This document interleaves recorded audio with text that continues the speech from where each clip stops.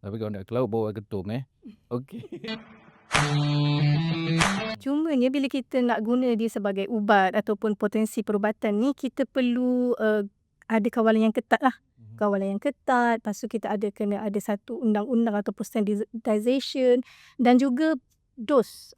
Dos yang kita kena kawal dan kita kena aktakan lah. Supaya orang guna tu mengikut dos yang betul. Kalau tersilap dos, tersalah dos, tu yang jadi mudaratnya. Dia ada manfaat dan ada mudarat dia. Betul. Saya setuju tu Dr. Rehan. Biar sains memimpin, bukan stigma ataupun sekat jarang je. Sebab kita ada kajian kan, kajian yang terbukti secara saintifik. Mantap Dr. Siti. Itu satu caption yang power Biar sains memimpin, bukan stigma. Stigma. Jangan biarkan stigma memimpin. Bahaya ke laut kita nanti Tapi kalau nak ke laut bawa ketum Okey. Saya tak promo lah Kita